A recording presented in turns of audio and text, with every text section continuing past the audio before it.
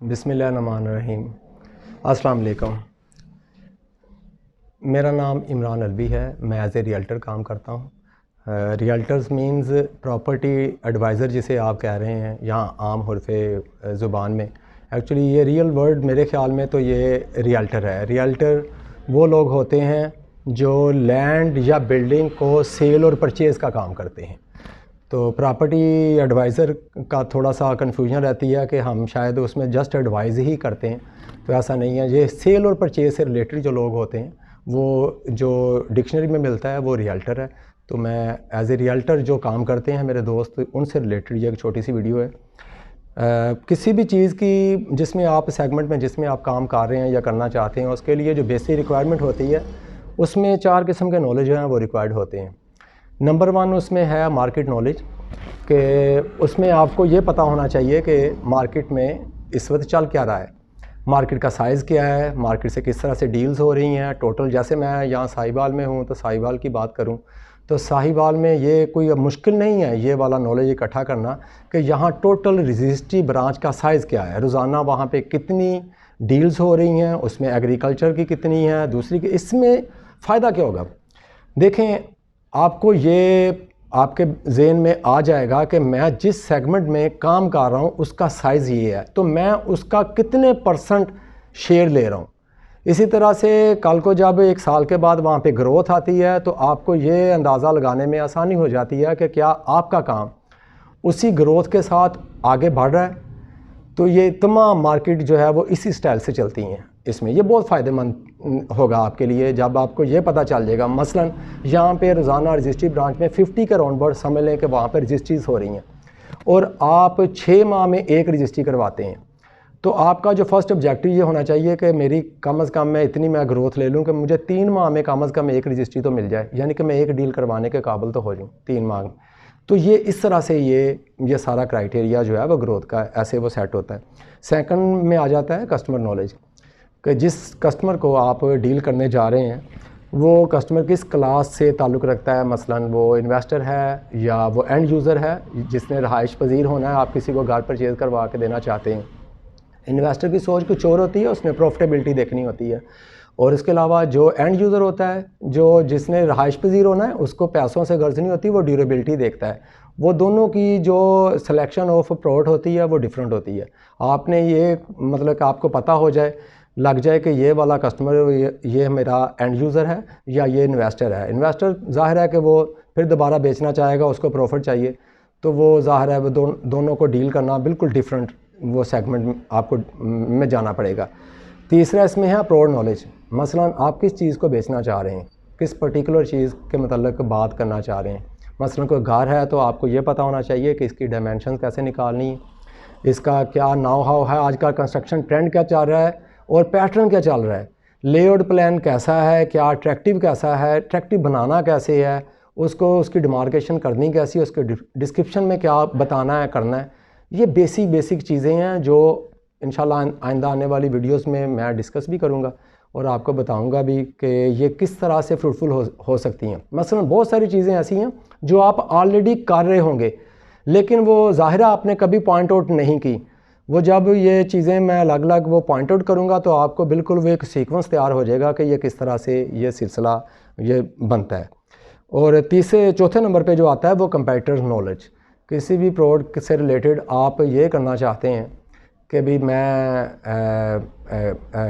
Market میں میرا opponent جو ہے وہ کیا اس میں آفر کر رہا ہے، تو اس میں یہ ہے کہ آپ کو پتہ ہونا چاہیے کہ آپ کا اوپوننٹ جو ہے وہ کسی پرٹیکولر چیز کے متعلق کیا آفر دے رہا ہے، تو وہ آپ کو پتہ ہونا چاہیے۔ اس کو کمپیٹیٹرز نالج کہتے ہیں۔ آپ کا اوپوننٹ جو پرسن ہے وہ آپ کو کس طرح کی آفر آپ کے کسٹمر کو دے رہا ہے، کیا اس سے بڑھ کر آپ کے پاس کوئی ایج ہے۔ اب آتے ہیں آج کے نالج کی طرف۔ آج جو میں ڈسکس کرنا چاہ رہا ہوں، میرا ٹاپک جو ہے وہ پروڈکٹ نالج سے ریلیٹڈ ہے۔ آپ نے دیکھا ہوگا کہ ہمارے سامنے فرد آتی ہے تو اس میں بہت ساری ایسی ٹرمینالوجیز لکھی ہوتی ہیں جس کا ہمیں پتہ ہی نہیں ہوتا۔ مثلا کھیوٹ نمبر، کھتونی نمبر، اور اس کے علاوہ یہ خسرہ، شجرہ، یہ کیا ہوتے ہیں، یہ میں ترکیب کے ساتھ آپ کو بتانے کی کوشش کرتا ہوں۔ ज़मीन کے کھاتوں میں کھیوڑ کھتونی خسرہ نمبر کی اصلاحات، یہی آج کا میرا موضوع ہے۔ نمبر 1 پہ آتا ہے موضع۔ موضع کیا ہوتا ہے؟ یہ ایک بڑا یونٹ ہوتا ہے، بڑا ایریا، اس میں ایک گاؤں یا ایک سے زیادہ گاؤں آتے ہیں، اور یوزلی اس موضع کا نام جو ہے وہ اسی گاؤں کے نام پہ ہی ہوتا ہے۔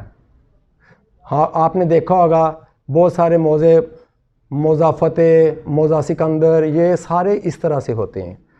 یہ بڑا یونٹ، ٹھیک ہے، 1 2 گاؤں 3 گاؤں مل کے اس سٹاپ کا نام بھی اسی موضع کے نام پہ ہوتا ہے۔ یہ ہمارا تقسیم سے پہلے سے نظام چلتا آ رہا ہے۔ سیکنڈ نمبر پہ آ جاتا ہے کھیوڑ نمبر۔ یہ بڑا امپورٹنٹ ہے کیونکہ یہ فرد میں مینشن ہوتا ہے۔ ہمارے پہلا جو کالم جو آتا ہے فرد کے اوپر، اس کے اوپر لکھا ہوتا ہے یہ کھیوڑ نمبر ہے۔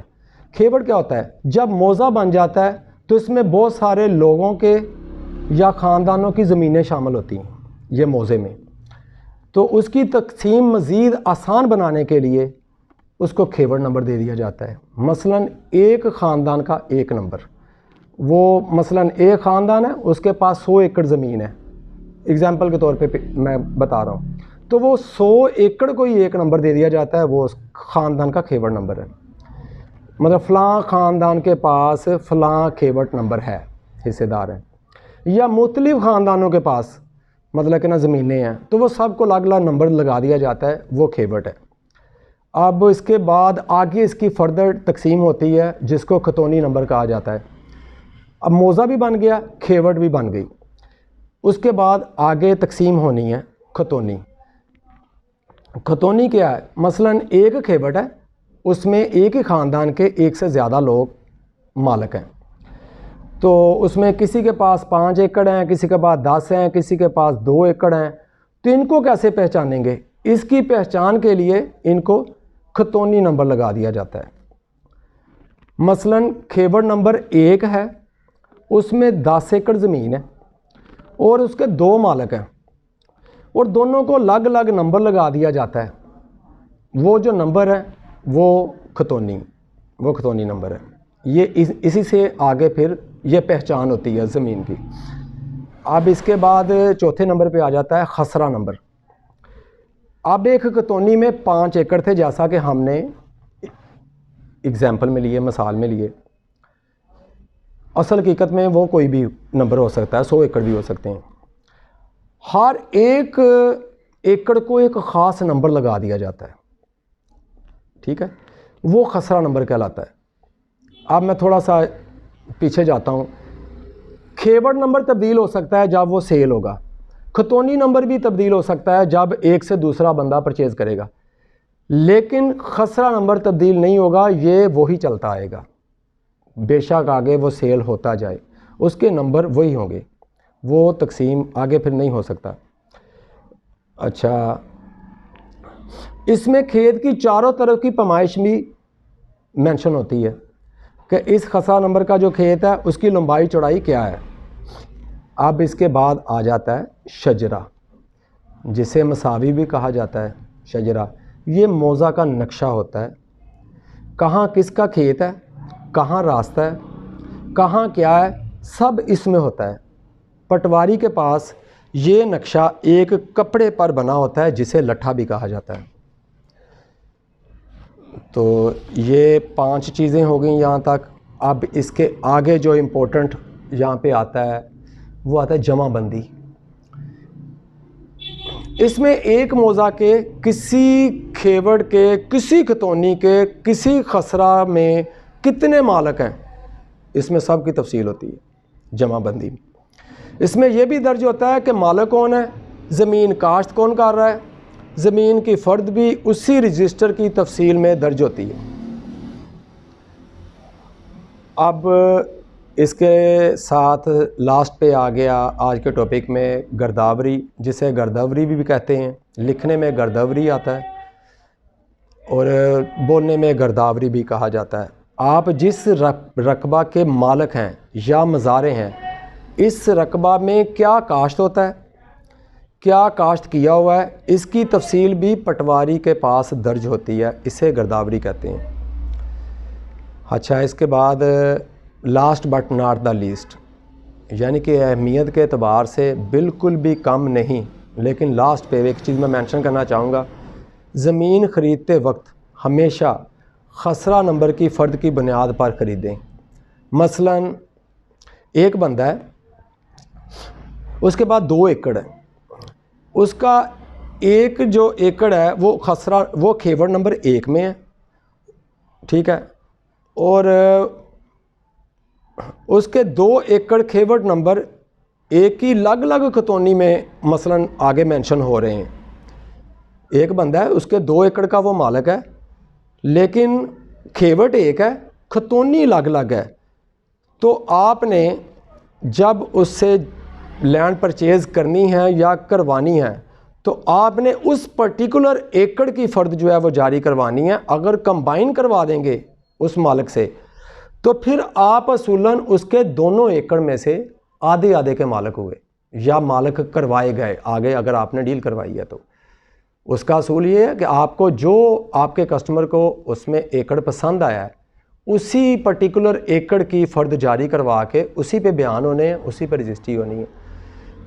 ادروائز دیکھیں، یہ اگر آپ دیکھیں، میں مارکیٹ نالج کی بات کر رہا تھا، اگر آپ تھوڑا سا ڈیپتھ میں جائیں گے تو آپ کو پتہ چلے گا کہ یہ والے کیسز چل رہے ہیں آلریڈی عدالتوں میں۔ ایک بندہ ہے، اس کے بعد 2 ایکڑ تھے، لیکن ایک بہت اہمیت والا ایکڑ تھا اس کا، وہ اربن ایریا میں آ گیا۔